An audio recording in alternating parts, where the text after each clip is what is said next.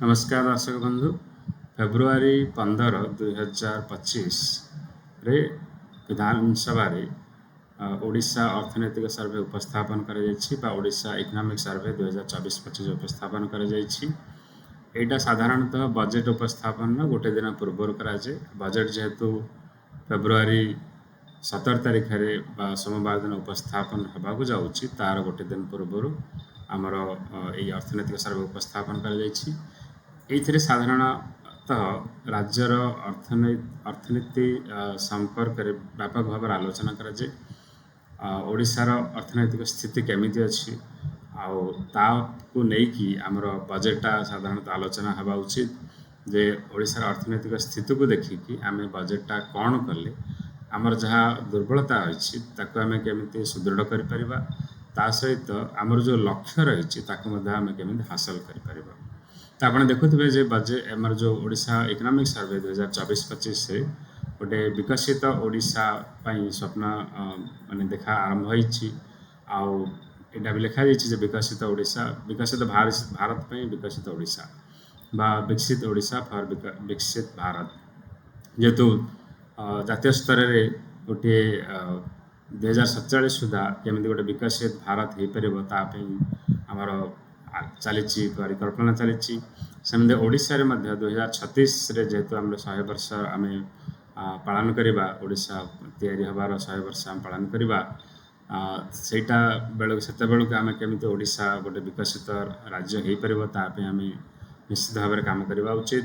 ता सहित 2047 बेलू मध्य ओडिशा आहरी आगू जापर आवश्यक जहाँफल कि गोटे विकसित भारत हाँपाई आमर विकसित ओडिशा हेले आम से निश्चित भाव सहायक हे। तेणु आम देखा जे अर्थनैतिक सर्वे केमिति कौन एक्चुअली आमर ओडिशार परिस्थिति देखा जाम से विषय में आलोचना करवा। तो आम ए मुख्यतः हाइलाइट्स गुड़ाक इकोनॉमिक सर्वे हाइलाइट्स गुड़ाक विषय में आलोचना करवा।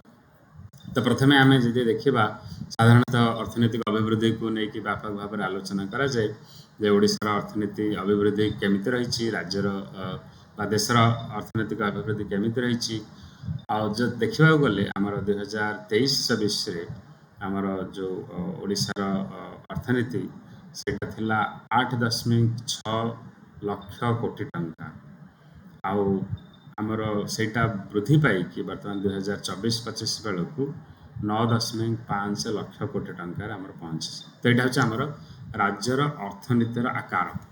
तो ओडिशार अर्थनीति बर्तमान साइजटा आम कहले आम राज्य में जी गोटे आर्थिक वर्ष जी मोट माने मूल्ययुक्त हुए वैल्यू एडिशन हुए आम नुआ सेवा बा नुआ द्रव्य आम जो उत्पादन करूँ तो तार मोट मूल्य हूँ बर्तमान 9.5 लाख कोटी टंका। तो यहाँ केते बड़ा आम देखा ताहले आम जीडीपी देखा दरकार जे भारत आम समग्र भारत जदि आम ग्रॉस डोमेस्टिक प्रोडक्ट कथा कहूँ तो सेटा हूँ 324.11 लाख कोटी टंका ओडिशार जो आम 9.5 लाख कोटी टंका आम देखुचे सेटा भारतर 2.9%। तो आम कहीपर जे भारतीय अर्थनीति को ओडिशार अवदान हूँ 2.9% मोटामोटी भाव में आम 3% बोली आम कहीपर। तो आम जदि जो कहली जे आमर जो मोट उत्पाद हूँ 9.5 लाख कोटी टंका जो ग्रॉस स्टेट डोमेस्टिक प्रोडक्ट से करेन्ट प्राइस आज मूल्य आम बजार मूल्य नवा 9.5 लाख कोटी टंका। तो सेटा कौ क्षेत्र आमर आसूम जानवा उचित। तो 9.5 लाख कोटी टंकारु आम देखा तो मोटामोटी भाव में 44% उत्पाद आसूची शिल्प क्षेत्र इंडस्ट्री आमर दौर 44%। तापर कृषि क्षेत्र अवदान रही पाखापाखि 19% बा 18.9%। कृषि एवं आनुषंगिक जमीक आम से कृषि तापर रहा जंगल तापर रहा पशुपालन ये सब मिशामिशी कले आम देखा से रोचे 19% ता सहित सेवा क्षेत्र सर्विस मान जो बिजनेस होटेल बैंकिंग ये सब जो देखिले आम देखा तार अवदान रोचे पाखापाखि 37%। तापर आम देखा जे आमर ग्रोथ अभिवृद्धि हार आमर केमिति रहुची। तो आमर ओडिशा अभिवृद्धि हार केते रही विगत वर्ष जो 2024-25 वर्ष आकलन केते करा 25 तो सरी ना मार्च मास सर ତ ତେଣୁକରି 2024-25 ବର୍ଷରେ ଆମର ଆର୍ଥିକ ଅଭିବୃଦ୍ଧି ହାର କେତେ ରହିବ ଓଡ଼ିଶାର, ଆଉ ତା ତୁଳନାରେ ଆମର ଜାତୀୟ ସ୍ତରରେ କେତେ ରହିଛି। ତ ଆମେ ଦେଖିବାକୁ ଗଲେ ଓଡ଼ିଶାର ଅଭିବୃଦ୍ଧି ହାର 7.2% ରହିବ ବୋଲି ଆକଳନ କରାଯାଉଛି, ଆଡ଼ଭାନ୍ସ ଏଷ୍ଟିମେଟ୍ ଆମର କୁହାଯାଉଛି। ଆଉ ଏହି ସମୟରେ ଭାରତର ଅଭିବୃଦ୍ଧି ହାର 6.4% ହେବ ବୋଲି ଆକଳନ କରାଯାଉଛି। ତାମାନେ କହିବା ଯେ ଓଡ଼ିଶାର ଅର୍ଥନୀତି ଜାତୀୟ ଅର୍ଥନୀତି ଠାରୁ ଅଧିକ ମାନେ ବୃଦ୍ଧି ପାଇବ ବୋଲି ଆମର ଏଥିରେ ଆକଳନ କରାଯାଉଛି। ତ ନିଶ୍ଚିତ ଭାବେ ଭଲ କଥା, କାରଣ ଆମେ ଦେଖୁଛେ ଯେ ବିଗତ ପ୍ରାୟ 20 ବର୍ଷ ହେଲାଣି 2004-05 ଆରମ୍ଭ କରି ଆଜି ପର୍ଯ୍ୟନ୍ତ ପ୍ରାୟ ସବୁ ବର୍ଷ ଓଡ଼ିଶାର ଅର୍ଥନୀତି ଜାତୀୟ ମାନେ ଯେଉଁ ଅଭିବୃଦ୍ଧି ହାର ଠାରୁ ଅଧିକ ହାସଲ କରିଛି, ଯାହାଫଳରେ କି ଆମର ବ୍ୟବଧାନ ଧୀରେ ଧୀରେ କମିବାକୁ ଆରମ୍ଭ କରୁଛି, ଯେ ଆମର ଯେଉଁ ଜାତୀୟ ସ୍ତର ଆଉ ରାଜ୍ୟ ସ୍ତର ଯେଉଁ ମାନେ ଥିଲା ଗ୍ୟାପ୍ ଥିଲା, ସେଇଟା ଧୀରେ ଧୀରେ ହ୍ରାସ ପାଇବାରେ ଲାଗିଛି। ତ ଏଇଟା ଭଲ କଥା ଯେ ଆମର ଏଇ ବର୍ଷ ମଧ୍ୟ ଆମେ ଦେଖୁଛୁ ଯେ ଅଭିବୃଦ୍ଧି ହାର 7.2% ରହିବ ବୋଲି ଆକଳନ କରାଯାଉଛି, ଯେଉଁଟା ଜାତୀୟ ସ୍ତର ଠାରୁ ପ୍ରାୟ 0.8% ଅଧିକ ରହୁଛି। ତାପରେ ଆମେ ଦେଖିବା ଯେ କେବଳ ଯେଉଁ ମୋଟ ମାନେ ଅର୍ଥନୀତିର ଅଭିବୃଦ୍ଧି ହାର ହେଉଛି ନା ପ୍ରତ୍ୟେକ କ୍ଷେତ୍ରରେ ଆମର ଅଭିବୃଦ୍ଧି ହାର ହେଉଛି, ଆଉ ସେଇଟା ମଧ୍ୟ ଜାତୀୟ ସ୍ତରରେ ଆମେ ତୁଳନା କରିପାରିବା।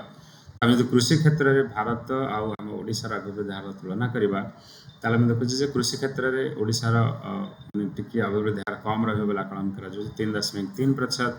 ଆଉ ଏହି ସମୟରେ ଜାତୀୟ ସ୍ତରରେ କୃଷି କ୍ଷେତ୍ରରେ 3.8% ଅଭିବୃଦ୍ଧି ହେବ ବୋଲି ଆକଳନ କରାଯାଉଛି 2024-25 ବର୍ଷରେ। ଆଉ ଶିଳ୍ପ କ୍ଷେତ୍ରରେ ଆମର ଜାତୀୟ ସ୍ତରରେ 6.2 ଆଉ ରାଜ୍ୟ ସ୍ତରରେ 6.1। ଏଇଠି ଟିକେ ଚିନ୍ତା ଆମେ କରିବାର ଆବଶ୍ୟକତା ରହିଛି, କାହିଁକି ଯେ ଆମର ଯେଉଁ ଓଡ଼ିଶାର ଯେଉଁ ଅର୍ଥନୈତିକ ଅଭିବୃଦ୍ଧି ହାରଟା ବହୁତ ହେଇଛି 2020ରୁ ମାନେ 2004-05 ଆଜି ପର୍ଯ୍ୟନ୍ତ, ତ ସେଇଟା ପ୍ରାୟତଃ ଶିଳ୍ପ କ୍ଷେତ୍ରର ଅଭିବୃଦ୍ଧି ହାର ଯୋଗୁଁ ହେଇଥିଲା। ତ ହାରାହାରି ଆମର ଦେଖିଛେ ଆମେ 10%ରୁ ବି ଅଧିକା ମାନେ ଶିଳ୍ପ କ୍ଷେତ୍ର ଅଭିବୃଦ୍ଧି ହାର ହେଇଥିଲା ଅନେକ ବର୍ଷରେ। ତ ଏଇଟା ଯେହେତୁ ଏବେ 6.1 ଆଉ ଜାତୀୟ ସ୍ତରରୁ ମଧ୍ୟ କମ୍ ରହିବ ବୋଲି ଆକଳନ କରାଯାଉଛି, ତ ଆମକୁ ଏଇଠି ଟିକେ ଆମକୁ ଚିନ୍ତା କରିବାର ଆବଶ୍ୟକତା ରହିଛି ଯେ ଆମେ କେମିତି ଶିଳ୍ପ କ୍ଷେତ୍ରରେ କେମିତି ଅଭିବୃଦ୍ଧି ହାରକୁ ବଢ଼େଇ ପାରିବା। କାରଣ ଏଇଟା ଯେ ଏ ବର୍ଷ ହେଇଛି ସେୟା ନୁହେଁ, 2017 ମସିହା ଠାରୁ ଧୀରେ ଧୀରେ ଶିଳ୍ପ କ୍ଷେତ୍ରରେ ଓଡ଼ିଶାରେ ଟିକେ ମାନେ ଅଭିବୃଦ୍ଧି ହାର ରହୁଛି, କିନ୍ତୁ ଟିକେ ସ୍ଲୋ ଡାଉନ୍ ହେଇଯାଇଛି। ଯେଉଁଟା ଆଗରୁ ରହୁଥିଲା 10% ରହୁଥିଲା, ସେଇଟା ଟିକେ ହ୍ରାସ ପାଇଛି। ତ ଆମେ ତାକୁ କେମିତି ଆଉ ଥରେ ଅଭିବୃଦ୍ଧି ହାର ହାସଲ କରିପାରିବା, କେମିତି ଅଧିକା ପୁଞ୍ଜିନିବେଶ ହେଇପାରିବ ନୂଆ ନୂଆ କ୍ଷେତ୍ରରେ, ତା ଉପରେ ଆମକୁ କାମ କରିବାକୁ ପଡ଼ିବ। ସେବା କ୍ଷେତ୍ରରେ ଓଡ଼ିଶାର ଅର୍ଥନୀତି 10% ହାର ଅଭିବୃଦ୍ଧି ହାର ହାସଲ କରିବ ବୋଲି ଆକଳନ କରାଯାଉଛି, ଯେଉଁଟାକି ଜାତୀୟ ସ୍ତରରେ 7.2%। ତାମାନେ ଭଲ କଥା ଯେ ସେବା କ୍ଷେତ୍ର ଅଧିକା ଅଭିବୃଦ୍ଧି ହାର ହାସଲ କରିବ। ଆଉ ସେବା କ୍ଷେତ୍ର ଯେହେତୁ ଆମର ଅବଦାନ କରୁଛି ପାଖାପାଖି 37%, ତ ବୋଧେ ସେଇଟା ସେବା କ୍ଷେତ୍ର ଯେହେତୁ ଅଧିକା ଅଭିବୃଦ୍ଧି ହାର ହାସଲ କରୁଛି, ତ ସେଇଟା ହିଁ ଆମର ଅର୍ଥନୀତିକୁ ଅଭିବୃଦ୍ଧି ହାର ଅଧିକା ରଖିବ ବୋଲି ଆମର ଆକଳନ କରାଯାଉଛି ଜାତୀୟ ସ୍ତର ଠାରୁ। କୃଷି କ୍ଷେତ୍ରରେ ଆମେ ଯଦି ଦେଖିବା, ତାହେଲେ କୃଷି କ୍ଷେତ୍ରରେ ଆମର ଯେଉଁ ରହୁଛି ମାନେ ଖାଦ୍ୟଶସ୍ୟ, ତା ସହିତ ଗୋପାଳନ ପଶୁପାଳନ, ତା ସହିତ ଜଙ୍ଗଲ, ଆଉ ତାପରେ ରହିଲା ଫିସିଂ ବା ମତ୍ସ୍ୟ ଚାଷ, ଏଇସବୁ ଆମେ ଦେଖିଲେ ଆମେ ଦେଖୁଛେ ଯେଉଁ ମାନେ ଖାଦ୍ୟଶସ୍ୟ ଉତ୍ପାଦନ ଆଗରୁ ଅଧିକା ଥିଲା, 70% ଅବଦାନ ଥିଲା, ଏବେ ସେଇଟା ହ୍ରାସ ପାଇକି 61%କୁ ଆସିଛି।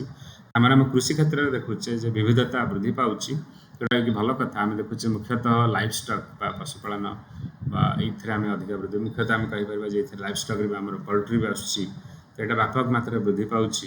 ତା ସହିତ ଆମେ ଦେଖୁଛେ ଫରେଷ୍ଟ ସେକ୍ଟର ବି ବୃଦ୍ଧି ପାଇଛି, ଆଉ ଫିସିଂରେ ବି ତ 6.3%ରୁ 11%କୁ ହ୍ରାସ ପାଇ ମାନେ ବୃଦ୍ଧି ପାଇଛି।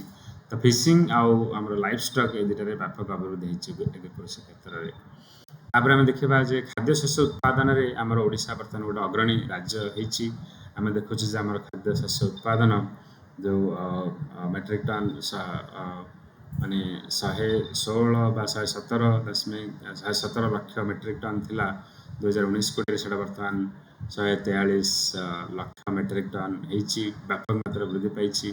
ତେଣୁ ଆମେ ଦେଖିଲେ ଯେ ଓଡ଼ିଶାର ଯେଉଁ ଖାଦ୍ୟଶସ୍ୟ ଉତ୍ପାଦନର ଅଭିବୃଦ୍ଧି ହାରଟା 2019-20 2023-24 ମଧ୍ୟରେ 5.2% ରହିଛି, ଯେଉଁଟାକି ଜାତୀୟ ସ୍ତର ଠାରୁ ବେଶ ଅଧିକ, ପ୍ରାୟ ଡବଲ୍ କହିବାକୁ ଗଲେ ଚଳିବ। 2.8 ମାନେ ଜାତୀୟ ସ୍ତରରେ, ଆମର ରାଜ୍ୟରେ 5.2%, ଯେଉଁଟାକି ବହୁତ ଅଧିକ ଜାତୀୟ ସ୍ତର ଠାରୁ ଓଡ଼ିଶାର ଖାଦ୍ୟଶସ୍ୟ ଉତ୍ପାଦନ। ଯାହାଫଳରେ ଆମେ ଦେଖୁଛେ ଯେ ଯେଉଁ ଓଡ଼ିଶା ଆଗରୁ କିଣୁଥିଲା ମାନେ FCIରୁ ଧାନ କିଣୁଥିଲା, ଏବେ ଆଉ କିଣିବାକୁ ପଡ଼ୁନାହିଁ, ବରଂ ଆମେ FCIକୁ ଗୋଟେ ମାନେ ବର୍ତ୍ତମାନ ବିକ୍ରି କରୁଛେ। आम राज्य में खाद्यशस्यर अभाव ना बर्तमान आ सहित आम देखुचे जे राज्य सरकार बर्तमान जो मिलेट मिशन बा श्री अन्न केमिति उत्पादन वृद्धि पाइब विशेष गुरुत्व देइछन्ति अभिवृद्धि हार आम देखुचे मिलेट 21% मान अभिवृद्धि हार हासिल कर 2019 कोड़ी 2023 सुविधारे मेज पल्सेस डाली धान तार उत्पादन आम देखुचे मुख्यतः मिलेट उपरे राज्य सरकार बहुत गुरुत्व देइछन्ति आ पल्सेस तो सेटा आम देखुचे जे वृद्धि पाई व्यापक मात्रा रे तापर आसला आमर जदि आम देखिबा जे जेहेतु आम राज्यर मोट अर्थनीति विषय आलोचना कले विभिन्न सेक्टर विषय आलोचना कले आम देखुचे अभिवृद्धि राज्यर जातीय स्तर अधिक रोचे तो साधारणतः जितेबाला आमर जातीय बा राज्यर मोट उत्पाद जो वृद्धि पाइब तो राज्यर मुंड पिछा आय भी वृद्धि पाए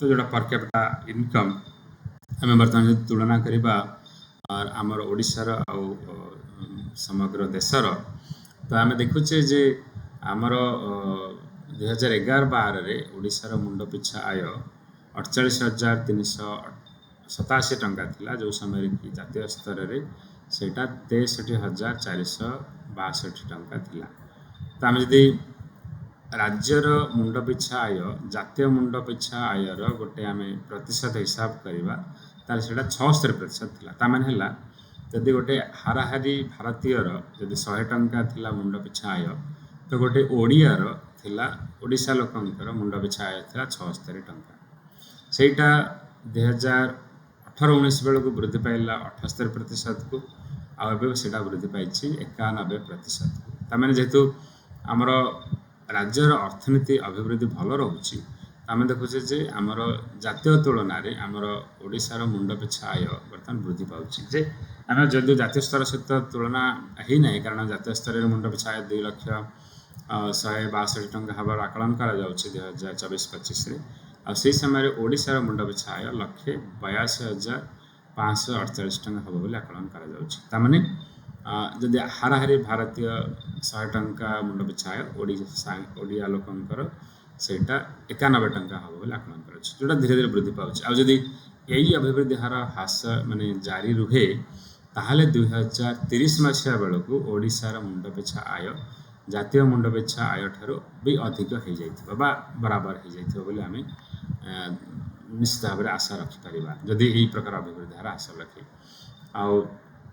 आपर आम देखा जे ओडिशार जदि आम बेकारी समस्या बा ओडिशार जो माने वर्क पार्टिसिपेशन रेट केते लोक काम करने को चाहूँगी तो आम देखिले जे ओडिशार जो बेकारी समस्या सेटा टिके अधिक रही 3.3% जोड़ा भारतीय सर्वभारतीय स्तर 3.2% थिला आ महिला मान क्षेत्र में आम देखुचे जे अनएम्प्लॉयमेंट रेटा ओडिशा टिके कम जातीय स्तर ठारू जातीय स्तर 3.2 ओडिशा 2.7 आउ पुरुष मान क्षेत्र में आम देखिले टोटाल देखिले टोटाल आम देखिले आमर ओडिशार बेकारी समस्या 3.1 आउ जातीय स्तर 3.2 आउ पुरुष मान 3.3 आउ जातीय स्तर से 3.2 तो आमर लेबर फोर्स पार्टिसिपेशन आउ आमर तो आम जब देखा ताहले ओडिशार आम देखुचे जे लेबर फोर्स पार्टिसिपेशन रेट 65%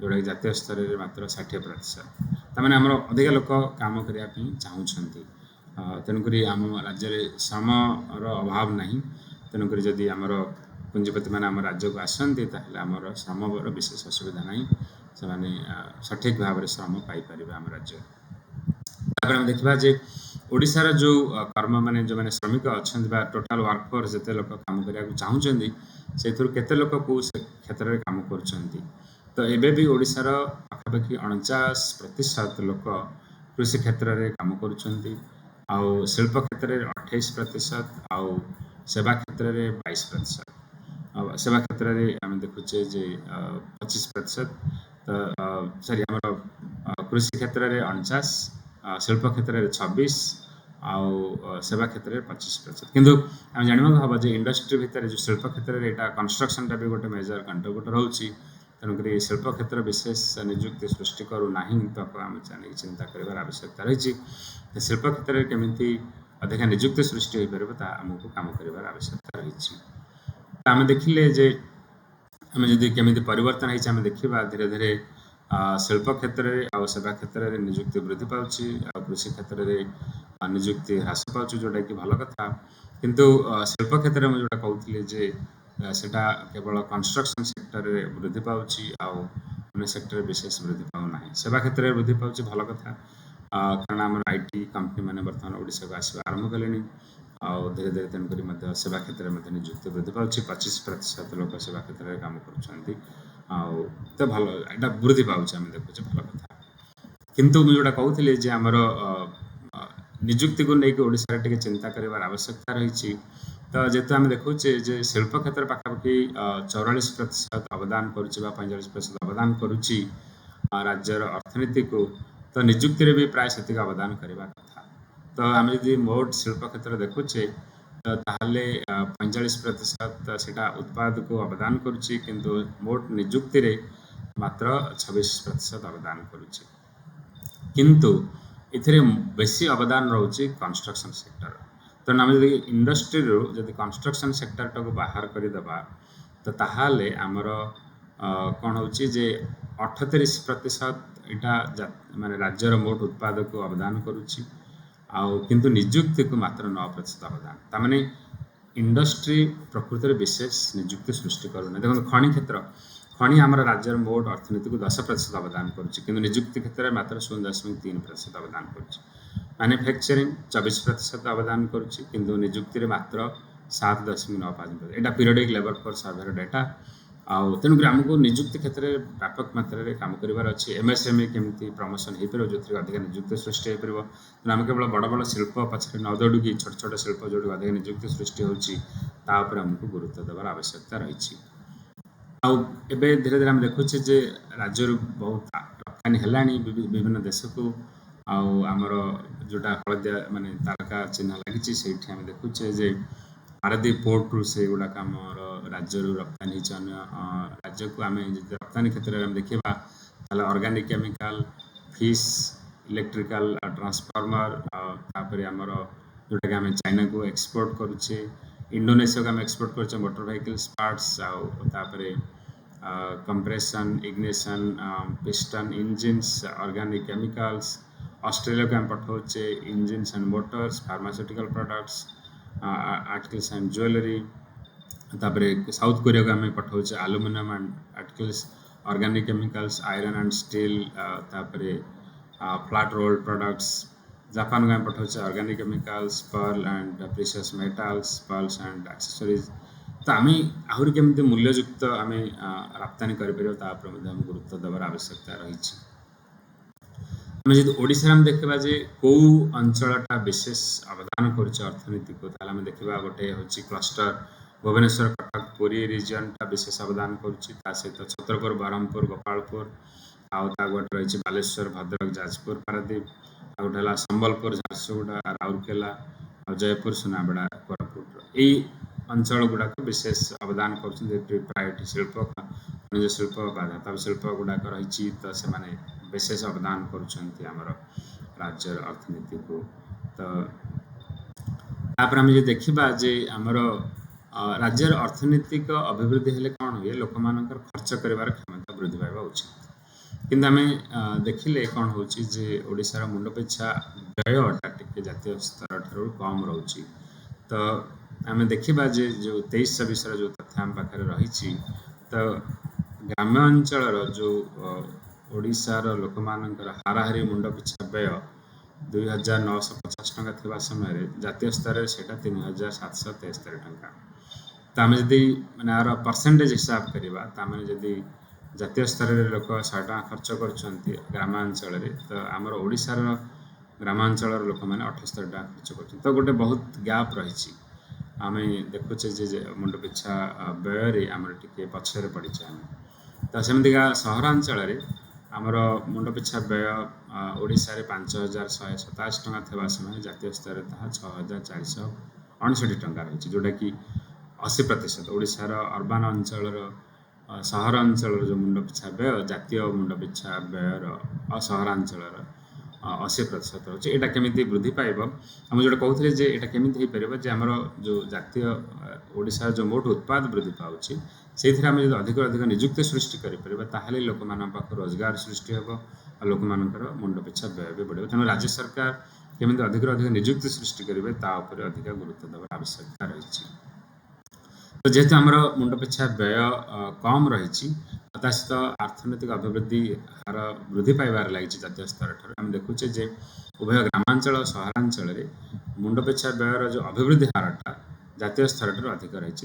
ତେଣୁ ଆମେ ଭଲ କଥା ଯେ ହୁଏତ ଆଗାମୀ ଦିନମାନଙ୍କରେ ଆମେ ଦେଖିପାରିବା ଯେ ଓଡ଼ିଶାର ଯେଉଁ ଗ୍ରାମାଞ୍ଚଳ ସହରାଞ୍ଚଳର ଯେଉଁ ମୁଣ୍ଡ ପିଛା ବ୍ୟୟ ଜାତୀୟ ସ୍ତର ସହିତ ସମାନ ହେବାର ସମ୍ଭାବନା ଆମେ ଦେଖିପାରିବା ଆସନ୍ତା କିଛି ବର୍ଷ ଭିତରେ।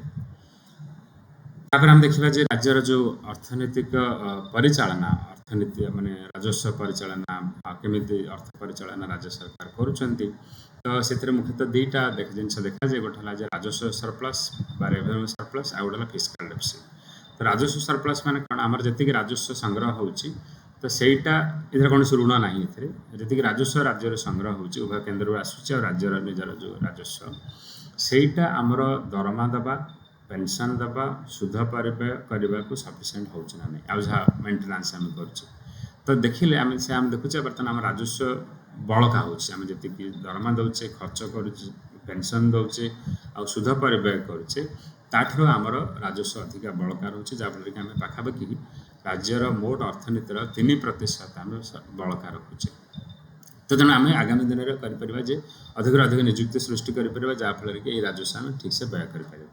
ତା ସହିତ ଫିସ୍କାଲ ଡେଫିସିଟ୍ ମାନେ କ'ଣ, ଏଥିରେ ଋଣ ରହୁଛି, ଏଥିରେ ଆମେ ପୁଞ୍ଜି ବ୍ୟୟ କଥା କହୁଛେ। ବଡ଼ ପ୍ରୋଜେକ୍ଟ ପାଇଁ ଯେମିତି ରାସ୍ତା ତିଆରି ହେବ, ବିଲ୍ଡିଂ ତିଆରି ହେବ, ସେଟାକୁ ପୁଞ୍ଜି ବ୍ୟୟ ବୋଲି ଆମେ କହୁ। ସେଇ ବ୍ୟୟ ଆମେ ଯଦି ଦେଖିବା ତ ସେଟାକୁ ଆମେ ଏ ଯେଉଁ ରାଜସ୍ୱ ବ୍ୟୟ ସହିତ ଦରମା, ପେନସନ୍ ଆଉ ସୁଧ ପରିବ୍ୟୟ ସହିତ ଆମେ ମଧ୍ୟ ବର୍ତ୍ତମାନ ପୁଞ୍ଜି ବ୍ୟୟ କଥା ଯଦି ଆମେ ଆଡ଼୍ କରୁଛେ, ତାହେଲେ ସେଇଥିରେ ଯେଉଁ ଋଣଟା ଆମେ ଦେଖିବା, ସେଇଟା ମାନେ ଯେଉଁ ନିୟମଟା ଆମେ ଦେଖିବା ଫିସ୍କାଲ ଡେଫିସିଟ୍, ସେଇଟା 3.4% ରହୁଛି, ଯେଉଁଟାକି ଆମକୁ ଯେଉଁ କେନ୍ଦ୍ର ଅର୍ଥ ଆୟୋଗ ବା ସେଣ୍ଟ୍ରାଲ ଫାଇନାନ୍ସ କମିଶନ ଯାହା ଆମକୁ ଦେଇଛନ୍ତି ଲିମିଟ୍, ତ ତାଠାରୁ ଆମେ ତଳେ ଅଛି। ତେଣୁ ଆମର ଋଣ ଭାର ବିଶେଷ ନାହିଁ ଆମ ରାଜ୍ୟରେ, ରାଜସ୍ୱ ବଳକା ରହିଛି ଆଉ ଫିସ୍କାଲ ଡେଫିସିଟ୍ଟା କମ୍ ଅଛି, ଯେଉଁଟା ସରକାର ଆମକୁ ମାନେ ଫିସ୍କାଲ ଫାଇନାନ୍ସ କମିଶନ ଯାହା ଆମକୁ ନିର୍ଦ୍ଦେଶ ଦେଇଛନ୍ତି ତାଠାରୁ ଆମେ କମ୍ କରୁଛୁ, ତ ଭଲ କଥା। ତ ଆଉ ମାନେ ଆର୍ଥିକ ପରିଚାଳନାରେ ରାଜ୍ୟ ସରକାର ଓଡ଼ିଶା 1 ନମ୍ବର ରାଜ୍ୟ ଭାବରେ ଆମର ଅଛନ୍ତି। ଆମର ଋଣ ଭାର ମଧ୍ୟ ବହୁତ କମ୍ ଅଛି, ମାନେ ମୋଟ ଅର୍ଥନୀତିର ମାତ୍ର 13.2% ଆମେ ଋଣ କରିଛେ, ଆଉ ଯେଉଁଟାକି ଆମକୁ 25% ପର୍ଯ୍ୟନ୍ତ ଆମେ ଋଣ କରିପାରିବାର ଆମକୁ ମଧ୍ୟ ସୁଯୋଗ ରହିଛି, କିନ୍ତୁ ଆମେ ଋଣ ବିଶେଷ କରୁନାହିଁ, କାରଣ ଆମ ପାଖରେ ରାଜସ୍ୱ ରହିଛି, ତେଣୁ ଆମେ ବିଶେଷ କରୁନାହିଁ ଋଣ, ତ ଯେଉଁଟାକି ନିହାତି ଭାବରେ ଭଲ କଥା। ଆଉ ବଡ଼ ରାଜ୍ୟମାନଙ୍କ ତୁଳନାରେ ମଧ୍ୟ ଆମ ରାଜ୍ୟର ଋଣ ଭାର ବେଶ କମ୍ ରହିଛି, ଫିସ୍କାଲ ଡେଫିସିଟ୍ ବି କମ୍ ରହିଛି, ଆଉ ଆମର ଅନ୍ୟ ରାଜ୍ୟମାନେ ହାରାହାରି ନିଅଣ୍ଟ ଥିବା ସମୟରେ 0.9% ଆମ ରାଜ୍ୟର ଆମେ ଦେଖୁଛୁ ଯେ ବଳକା ରହିଛି ଆମ ପାଖରେ, ତ ଯେଉଁଟାକି ନିଶ୍ଚିତ ଭାବରେ ଭଲ କଥା। ଆଉ ମୁଁ ଯେଉଁଟା କହୁଥିଲି ଯେ ଆର୍ଥିକ ପରିଚାଳନାରେ ନୀତି ଆୟୋଗ ବର୍ତ୍ତମାନ ଓଡ଼ିଶାକୁ 1 ନମ୍ବର ରାଜ୍ୟ ଭାବରେ ଆମକୁ କହିଛନ୍ତି, ଫିସ୍କାଲ ହେଲ୍ଥ ଇଣ୍ଡେକ୍ସ ଗୋଟେ ତିଆରି କରିଛନ୍ତି, ଆର୍ଥିକ ସ୍ୱାସ୍ଥ୍ୟ ସୂଚୀ, ସେଇଥିରେ ଓଡ଼ିଶା 1 ନମ୍ବର ଭାବରେ ଆସିଛି 100ରୁ 77.8 ନମ୍ବର, ଯେଉଁଟା ନିଶ୍ଚିତ ଭାବରେ ଗୋଟେ ପ୍ରକାର ଭଲ କଥା ବୋଲି ଆମେ କହିବା, କାରଣ ବଡ଼ ରାଜ୍ୟ ଆମେ ଦେଖୁଛେ ବର୍ତ୍ତମାନ ପଞ୍ଜାବ, ୱେଷ୍ଟବେଙ୍ଗଲ, କେରଲା, ହରିୟାଣା, ଆନ୍ଧ୍ରପ୍ରଦେଶ, ଏମାନେ ବହୁତ, ଆଉ ବିହାର, ଏମାନେ ବହୁତ ଖରାପ ପରିସ୍ଥିତିରେ ଅଛନ୍ତି, ସେମାନେ ବହୁତ ଋଣ କରିଛନ୍ତି, ତାଙ୍କର ବହୁତ ନିଅଣ୍ଟ ଚାଲିଛି। ତା ଭିତରେ ଆମର ଯେତେବେଳେ ଓଡ଼ିଶା ଗୋଟେ ଆର୍ଥିକ ମାନେ ପରିଚାଳନା ଭଲ କରୁଛି, ନିଶ୍ଚିତ ଭାବରେ ଭଲ କଥା, କିନ୍ତୁ ଆମକୁ ବହୁତ ଟିକେ କଞ୍ଜୁସ୍ ନ ହେଇକି ଆମର ଟିକେ ଅଧିକା ଖର୍ଚ୍ଚ ବି ହାତ ଟିକେ ଖୋଲା କରିବାକୁ ପଡ଼ିବ, ଅଧିକା କେମିତି ନିଯୁକ୍ତି ସୃଷ୍ଟି କରିବା, ଯେଉଁ ରାଜସ୍ୱ ବଳକା ରହିଛି ତାକୁ ଆମେ କେମିତି ଅଧିକ ନିଯୁକ୍ତି ସୃଷ୍ଟି କରିବା, ତା ଉପରେ ଆମେ ଯଦି ଧ୍ୟାନ ଦେବା, ତାହେଲେ ଆମର ଯେଉଁ ରାଜସ୍ୱଟା ଅଛି ସେଇଟା ସଠିକ୍ ଭାବରେ ମାନେ ହେଇପାରିବ ବୋଲି ଆମେ ନିଶ୍ଚିତ ଭାବରେ ଭାବିବା। ପୁଞ୍ଜି ବ୍ୟୟ, ଯେହେତୁ ଆମ ପାଖରେ ରାଜସ୍ୱ ବଳକା ରହିଛି, ତ ତେଣୁକରି ଆମେ କ'ଣ କରୁଛୁ, ତାକୁ ଅଧିକ ପୁଞ୍ଜି ବ୍ୟୟ କରୁଛୁ, ଯେଉଁଟାକି 6.1% ରହୁଛି, ଯେଉଁଟାକି ଜାତୀୟ ସ୍ତର ଠାରୁ ବେଶ ଅଧିକ। ଆଉ ଓଡ଼ିଶା ମଧ୍ୟ ଆମେ ଦେଖୁଛେ ଯେ ପୁଞ୍ଜି ବ୍ୟୟରେ ନୂଆ ପ୍ରୋଜେକ୍ଟ କରିବାରେ ଓଡ଼ିଶା ବର୍ତ୍ତମାନ ସବୁଠୁ ଆଗରେ ରହିଛି, 6.1% ଖର୍ଚ୍ଚ କରୁଛି ରାଜ୍ୟ ମୋଟ ଇନକମ୍ର, ତ ନିଶ୍ଚିତ ଭାବରେ ଏଇଟା ଭଲ କଥା। ଆମେ ଦେଖିବା ଯେ ଆମର ଯେହେତୁ ରାଜ୍ୟର ଅର୍ଥନୀତି ଅଭିବୃଦ୍ଧି ହେଉଛି, ତ ଆମର ରାଜସ୍ୱ ସଂଗ୍ରହ ବି ବର୍ତ୍ତମାନ ବହୁତ ବୃଦ୍ଧି ପାଉଛି। ଆମେ ଦେଖିବା ଯେ ଜିଲ୍ଲା ୱାରି ଆମେ ଯଦି ଆଲୋଚନା କରିବା, ଆମେ ଦେଖୁଛେ ଶିଳ୍ପାଞ୍ଚଳ ଗୁଡ଼ାକ ନିଶ୍ଚିତ ଭାବରେ ଆମର ଅଧିକ ରାଜସ୍ୱ ସଂଗ୍ରହ ହେଉଛି, କିନ୍ତୁ ଅନ୍ୟ ଅଞ୍ଚଳ ମଧ୍ୟ ଧୀରେ ଧୀରେ ଅଭିବୃଦ୍ଧି ହାର ହାସଲ ମାନେ ବୃଦ୍ଧି ପାଇବାରେ ଲାଗିଛି, ଯୋଉଟାକି ଅନେକ ଅନ୍ୟ ରାଜ୍ୟର ଲୋକମାନେ ପଚାରୁଛନ୍ତି ଯେ ଓଡ଼ିଶା କେମିତି ଅଧିକରୁ ଅଧିକ ରାଜସ୍ୱ ସଂଗ୍ରହ କରୁଛି। ତେଣୁ ଖଣି ରାଜସ୍ୱ ତ ନିଶ୍ଚିତ ଭାବରେ ଆମ ପାଖରେ ଅଛି, ତା ସହିତ ଆମର GST ସଂଗ୍ରହ ମଧ୍ୟ ବ୍ୟାପକ ମାତ୍ରାରେ ବୃଦ୍ଧି ପାଉଛି। ଆଉ ଧୀରେ ଧୀରେ ମଧ୍ୟ ଆମେ ଦେଖୁଛେ ଯେ ଆମର ଯେଉଁ କ୍ରେଡିଟ୍ ଡିପୋଜିଟ୍ ରେସିଓ ସେଇଟା କ'ଣ ହୁଏ ଯେ ଆମର ଦେଖୁଛେ ଯେ ଆମେ ଯେତିକି ଟଙ୍କା ବ୍ୟାଙ୍କ ମାନେ ଆମଠାରୁ ଜମା ସଂଗ୍ରହ କରୁଛନ୍ତି, କେତେ ଟଙ୍କା ସେମାନେ ଋଣ ଦେଉଛନ୍ତି, ତ ସେଇଟା ଦେଖାଏ ଯେ ସେଟା ଆମ ରାଜ୍ୟରେ ନିବେଶଟା ପ୍ରକୃତରେ ବଢ଼ୁଛି ନା ନାହିଁ। ତ ଆମେ ଦେଖୁଛେ ଯେ 2020 ଠାରୁ 2024 ତୁଳନା କଲେ ସେଇଟା 60%ରୁ ବର୍ତ୍ତମାନ 66.କୁ ବୃଦ୍ଧି ପାଇଲାଣି, କିନ୍ତୁ ଜାତୀୟ ସ୍ତରରେ ସେଇଟା 78% ରହିଛି। ଆଗରୁ 80 ବି ଥିଲା, ଏବେ ଟିକେ ହ୍ରାସ ପାଇ ଜାତୀୟ ସ୍ତରରେ। ତେଣୁ ଜାତୀୟ ସ୍ତର ସହିତ ଆମେ ଏପର୍ଯ୍ୟନ୍ତ ଆହୁରି ତୁଳନା ହେଇନାହିଁ। ଆଉ ଅନ୍ୟ ରାଜ୍ୟମାନେ ଗୁଜରାଟ ଭଳିଆ ରାଜ୍ୟରେ କ୍ରେଡିଟ୍ ଡିପୋଜିଟ୍ ସବୁ ବହୁତ ଅଧିକ ରହିଛି। ତେଣୁ ଆମେ ଆହୁରି କେମିତି ପୁଞ୍ଜିନିବେଶ ଆମ ରାଜ୍ୟରେ ବୃଦ୍ଧି ପାଇପାରିବ, ରାଜ୍ୟର ଲୋକମାନେ କେମିତି ବ୍ୟାଙ୍କରୁ ଅଧିକ ଋଣ ନେଇକି ଅଧିକ ନିବେଶ କରିପାରିବେ, ତା ଉପରେ ମଧ୍ୟ ଆମକୁ ଗୁରୁତ୍ୱ ଦେବାର ଆବଶ୍ୟକତା ରହିଛି। ଆମର ସ୍ୱାସ୍ଥ୍ୟଗତ ମାନେ ସ୍ୱାସ୍ଥ୍ୟ ଉପରେ ଆମର ସାଧାରଣତଃ ଇଣ୍ଡିକେଟର ଗୁଡ଼ାକ ଜାତୀୟ ସ୍ତର ଠାରୁ ଟିକେ ପଛରେ ଅଛି ବୋଲି ଆମେ ଅଛେ। ତେଣୁ ତା ଉପରେ ଆମକୁ ଅନେକ କାମ କରିବାର ଅଛି, ଯେମିତିକି ନିଓନାଟାଲ ମୋର୍ଟାଲିଟି ରେଟ୍ ଆମର ଓଡ଼ିଶାର 28.2 ଅଛି, ଯେଉଁଟାକି ଜାତୀୟ ସ୍ତରରେ ବର୍ତ୍ତମାନ 29.5। ତ ଆମେ ବର୍ତ୍ତମାନ ବୃଦ୍ଧି ଆମର ସଂଖ୍ୟା କମିଲାଣି ଆମର। ତେଣୁ ମ୍ୟାଟରନାଲ ଯେଉଁ ନିଓନାଟାଲ ମୋର୍ଟାଲିଟି ରେଟ୍ ବର୍ତ୍ତମାନ ଭଲ ଅଛି ଓଡ଼ିଶାର ପରିସ୍ଥିତି ଜାତୀୟ ସ୍ତର ଠାରୁ। କିନ୍ତୁ ଆମେ ଯେଉଁ NFHS 5ରେ ଆମେ ଦେଖିବା ଯଦି ଆମର ଓଡ଼ିଶାର ଟିକେ ବୃଦ୍ଧି ପାଇଯାଇଛି, କାରଣ ଆଗରୁ ଆମର ଥିଲା ଯେଉଁଟା ଆମେ ଦେଖିଛେ ଯେ ଜାତୀୟ ସ୍ତରରେ ସେଇଟା ବର୍ତ୍ତମାନ 24.9 ବା 25% ଥିବା ସମୟରେ ଆମର ବର୍ତ୍ତମାନ ରହିଛି ଯେଉଁଟା 25%, ଏଇଟା 1000 ଛୁଆ ଯେଉଁ ଜନ୍ମ ହୁଅନ୍ତି ତ ସେଥିରେ ଆମର କେତେ ଜଣ ଛୁଆ ମରିଯାଉଛନ୍ତି, ତ ଆମେ ଦେଖିଲେ ସେଥିରେ ଓଡ଼ିଶାର ପାଖାପାଖି 27 ଜଣ ମରୁଛନ୍ତି, ଯେଉଁଟାକି ଜାତୀୟ ସ୍ତରରେ 25। ତ ଆମେ ଆହୁରି କେମିତି ତାକୁ ହ୍ରାସ ପାଇପାରିବା ତାକୁ ଦେଖିବା। ଇନଫାଣ୍ଟ ମୋର୍ଟାଲିଟି ରେଟ୍ରେ ଆମେ ବର୍ତ୍ତମାନ ଜାତୀୟ ସ୍ତର ଠାରୁ ବର୍ତ୍ତମାନ ଟିକେ ଅଧିକା ଅଛି, ଜାତୀୟ ସ୍ତରରେ 35.2, ଆମର 36.3। ଏମିତିଆ 5 ବର୍ଷ ଠାରୁ କମ୍ ଥିବା ଯେଉଁ ମୋର୍ଟାଲିଟି, ସେଥିରେ ଆମେ ଦେଖୁଛେ ଯେ ଓଡ଼ିଶା ବର୍ତ୍ତମାନ ଜାତୀୟ ସ୍ତର ସହିତ ପ୍ରାୟ ସମାନ ହେଇସାରିଲାଣି। ଆଉ ତ ନିଶ୍ଚିତ ଭାବରେ ଆମର ଏଇ ଯେଉଁ ନିଓନାଟାଲ ଆଉ ଇନଫାଣ୍ଟ ମୋର୍ଟାଲିଟି, ଅଣ୍ଡର ଫାଇଭ୍ ମୋର୍ଟାଲିଟିରେ ଆମର ନିଶ୍ଚିତ ଭାବରେ ଭଲ ଇମ୍ପ୍ରୁଭମେଣ୍ଟ ହେଇଛି। ମ୍ୟାଟରନାଲ ମୋର୍ଟାଲିଟି ରେଟ୍ କ୍ଷେତ୍ରରେ ଆମେ ଦେଖିବା ଯେ ଓଡ଼ିଶାର ମାନେ ସଂଖ୍ୟା ଟିକେ ଅଧିକ ରହିଛି, କାରଣ ଆମର ଜାତୀୟ ସ୍ତରରେ 97 ଥିବା ସମୟରେ ଆମର ଓଡ଼ିଶାରେ ସେଇଟା 119 ଅଛି। ତ ମ୍ୟାଟରନାଲ ମୋର୍ଟାଲିଟି ରେଟ୍ରେ ଆମକୁ ବହୁତ କାମ କରିଛି। ମାଆମାନଙ୍କୁ କେମିତି ସୁରକ୍ଷିତ ଭାବରେ ପ୍ରସବ କରିପାରିବେ ତା ଉପରେ ଆମକୁ ଅଧିକ ଗୁରୁତ୍ୱ ଦେବାର ଅଛି। ମାଆମାନେ କେମିତି ସୁସ୍ଥ ରହିପାରିବେ ଜନ୍ମ କରିବା ସମୟରେ, ତା ଉପରେ ଆମକୁ କାମ କରିବାର ଆବଶ୍ୟକତା ରହିଛି। ତାପରେ ଆମେ ରଖିବା ଯେ ଯେଉଁମାନେ ମାନେ ବାଙ୍ଗରା ହେଇଯାଉଛନ୍ତି ବା ଯେଉଁମାନେ ମାନେ ଆଉ ଯାହାର ଓଜନ କମ୍ ରହୁଛି, ତା ଉପରେ ଆମେ ଦେଖିବା ଯଦି ଅଣ୍ଡର ୱେଟ୍ ଛୁଆ ଆମ ରାଜ୍ୟରେ ଟିକେ ଅଧିକ ରହୁଛନ୍ତି ଜାତୀୟ ସ୍ତର ଠାରୁ। ଆଉ ତା ସହିତ ଆମେ ଯଦି ୱେଷ୍ଟେଡ୍ ଦେଖିବା ତ ତାହେଲେ ମଧ୍ୟ ଆମେ ଦେଖୁଛେ ଯେ ଓଡ଼ିଶାରେ ମଧ୍ୟ ଟିକେ ଓଡ଼ିଶା ମାନେ ପରିସ୍ଥିତି ଟିକେ ଚଳିବ, ଭଲ ଅଛି। କିନ୍ତୁ ଆମର ଯେଉଁ ଷ୍ଟଣ୍ଟେଡ୍ ଯେଉଁମାନେ ବାଙ୍ଗରା ଯାହାର ମାନେ ହାଇଟ୍ ନ୍ୟୁଟ୍ରିସନ୍ ଅଭାବ ଯୋଗୁଁ, ତ ଆମେ ଯଦି ଓଡ଼ିଶାର ପରିସ୍ଥିତି ଆମେ ଦେଖିବା ତାହେଲେ ଆମର 34 ଅଛି, ଯେଉଁଟାକି ଜାତୀୟ ସ୍ତର ଠାରୁ କମ୍ ଅଛି, ଯେଉଁଟାକି ଭଲ କଥା। ତାପରେ ଆମେ କେମିତି ଦେଖିବା ଯେ ଅଣ୍ଡର ୱେଟ୍ କଥା ଦେଖିବା ଯେ ଆମେ କେଉଁଠି ଅଛନ୍ତି, ସାଧାରଣତଃ ଆଦିବାସୀ ଅଞ୍ଚଳ ଗୁଡ଼ାକରେ ଜିଲ୍ଲା ଗୁଡ଼ାକ ଆମେ ଦେଖିବା ମୟୂରଭଞ୍ଜ, କେଉଁଝର, ସୁନ୍ଦରଗଡ଼, ସେପଟେ ଦକ୍ଷିଣରେ ଆମେ ଦେଖୁଛେ ଯେ ମାଲକାନଗିରି, କୋରାପୁଟ, ନବରଙ୍ଗପୁର, ରାୟଗଡ଼ା, ବଲାଙ୍ଗୀର, କନ୍ଧମାଳ, ବୌଦ୍ଧ, ଏଇସବୁ ଜିଲ୍ଲା ଗୁଡ଼ାରେ ଆମେ ଦେଖୁଛେ ଯେ ଆମର ସାଧାରଣତଃ ଅଧିକ ରହିଛି ଆମର ଏ ଯେଉଁ ଅଣ୍ଡର ୱେଟ୍ ଛୁଆମାନଙ୍କର। ଏବେ ଯେଉଁଟା ରିସେଣ୍ଟ NFHS 5ରେ ଆମେ ଦେଖିଲେ ଆମର ମୟୂରଭଞ୍ଜ ଆଉ ମାଲକାନଗିରି, ନବରଙ୍ଗପୁର ଏଇଥିରେ ଅଧିକ ରହୁଛି ଆମର ଅଣ୍ଡର ୱେଟ୍ ଛୁଆମାନଙ୍କର। ତାପରେ ଆମେ ଦେଖିଲେ ଯେ ମହିଳାମାନେ ଯେଉଁମାନେ କୁପୋଷଣର ଶିକାର ହେଉଛନ୍ତି, ତ ସେଇଥିରେ ଆମର ମହିଳାମାନ ଓଡ଼ିଶାର ସଂଖ୍ୟା ଜାତୀୟ ସ୍ତର ଠାରୁ ଅଧିକ ରହୁଛି। NFHS 5 ଅନୁସାରେ, ନ୍ୟାସନାଲ ଫ୍ୟାମିଲି ହେଲ୍ଥ ସର୍ଭେ ଅନୁସାରେ ଆମେ ଦେଖୁଛେ ଯେ ଓଡ଼ିଶାରେ ବର୍ତ୍ତମାନ ପ୍ରେଗନେଣ୍ଟ ୱିମେନମାନଙ୍କ କ୍ଷେତ୍ରରେ ଯେଉଁମାନେ 64.3% ଥିବା ସମୟରେ ଜାତୀୟ ସ୍ତରରେ ସେଇଟା 57, ଯେଉଁଟାକି ଆମର ଅଧିକ ରହିଛି, ବହୁତ ଅଧିକ ରହିଛି। ଆମେ ତାକୁ କେମିତି ହ୍ରାସ କରିପାରିବା, ତାକୁ ଆମେ ନିଶ୍ଚିତ ଭାବରେ କାମ କରିବାର ଆବଶ୍ୟକତା ରହିଛି। କୁପୋଷଣ ମହିଳାମାନଙ୍କ ଭିତରେ କେମିତି କୁପୋଷଣ ଆମେ ହ୍ରାସ କରିପାରିବା। କୁପୋଷଣର ଆଉ ଗୋଟେ ଅନ୍ୟ ଦିଗ ହେଲା ଯେ ଆମର ବଡି ମାସ୍ ଇଣ୍ଡେକ୍ସ, ତ ସେଇଥିରେ ବି ଆମର ଅଧିକ ମାନେ 20% ଛୁଆମାନଙ୍କର ମାନେ आम देखु BMI कम रोचे जोटा कि माने महिला मानकर आउ जोटा कि जातीय स्तर ठार अधिक रही आम काम कर अच्छे जे कुपोषण आम केमती आम ह्रास कर राज्य गोटे भल कथा जेहेतु राज्य सरकार विभिन्न इंश्योरेंस स्कीम आरंभ कर तो जमीक आगुरी विजु स्वास्थ्य कार्ड था एवं तो गोपबंधु आरोग्य योजना सहित आम आयुष्मान भारत ओडिशा रे भी लागू करा फल भी कौन होशार जो लोक मैंने मुंड पिछा निज पकेट रू जो खर्च करते स्वास्थ्य तो सहीटा बर्तमान धीरे धीरे ह्रास पाई 100 टंकार माने स्वास्थ्य 100 टका खर्च करा पड़ूला तो ताहले निजे केते टका खर्च करथिला सरकारी व्यय केते टका होउथला तो आगुरु 2014-15 बेलू ओडिशा लोक मैंने 100 टंका जदि मोट स्वास्थ्य पे खर्च करुले से निज पकेट रू 73 टंका 74 टंका खर्च करते बाकी राज्य सरकार खर्च करते किंतु एबे सेटा पूरा ह्रास पाई 37.1 को ह्रास पाई जोटा कि बहुत भल कथा जे हमर आउट ऑफ पॉकेट एक्सपेंडिचरटा हमर कमीबार लगी गवर्नमेंट एक्सपेंडिचर तमाने जो इंश्योरेंस स्कीम गुड़ाक आमर राज्यवासी मैंने भल व्यवहार कर कि लोक मान जो स्वास्थ्य खर्चर व्ययर भारटा ह्रास पाई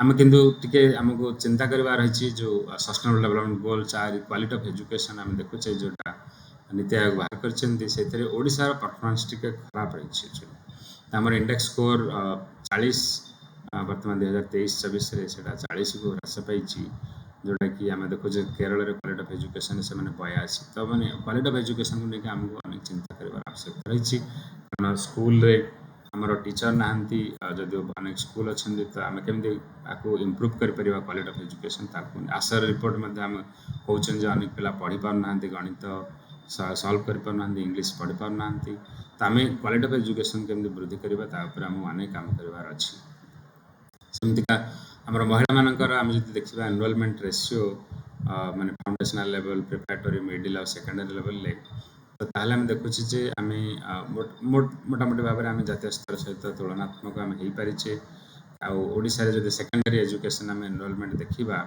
तो ताहले आमर से रोचे पाखापाखि 70.2% सब मोट पुरुष और महिला मानकर जोटा कि जातीय स्तर ठार भी अधिक जातीय स्तर में 66% रहा समय आमर भारत में ओडिशा रे एक्चुअली आम देखुचे 70% जोटा कि निश्चित भाव में भल कथा तमें आम पिला स्कूल को जीवार आरंभ कले +2 ना लिखुंट किंतु आमर ड्रप आउट रेट टे चिंताजनक अच्छी टे अवश्य ह्रास पाई किंतु आम देखले जे ओडिशा रे 23-24 बेलू आम सेकेंडरी स्तर 9.1% पिला बाहरी जाऊँच जोटा जातीय स्तर 10.9 तो आम ड्रप आउट अवश्य ह्रास कर माने सफल होइछे कि आहरी आमको काम कर आवश्यकता रही रिटेंशन रेट मैंने केते पिला रोचंत स्कूल रे तो सेटा आम देखा सेकेंडरी लेवल आमर वृद्धि पाई जातीय स्तर आम अधिक अच्छे किंतु माने जदि आम जोटा आम कहूँ पिला बर्तमान स्कूल को जाऊँ कि क्वालिटी ऑफ एजुकेशन टा भल ना जोटा आम तथ्य कहूँ तेणु आम आउे कम करार अच्छे आम देखिले स्वास्थ्य आमर भल वृद्धि पाई आउे शिक्षा क्षेत्र में आम चिंता जदिव कि इंडिकेटर भल करुचे क्वालिटी ऑफ एजुकेशन आम पचर पड़े तेणु आम कम करार अच्छे सहित आम जो बर्तमान विकसित राज्य आम लक्ष्य रखुचे तो तेणुक आम केमी आम राज्य अर्थनीति अभिवृद्धि हार को वृद्धि करवा जहाँफल कि आम राज्य गोटे विकसित राज्य हो पार 2036 बेलू ताप आम कम कर आवश्यक मैं आशा कर आपको ये वीडियो भल लगी आपको लाइक करेंगे चैनल को शेयर करेंगे सब्सक्राइब करेंगे और अन्य सहित शेयर करेंगे और कमेंट भी देते जब आप चाहते अन्य प्रकार वीडियो कि अधिक मतामत आप देवाक चाहते वीडियो कमेंट दे पारे धन्यवाद।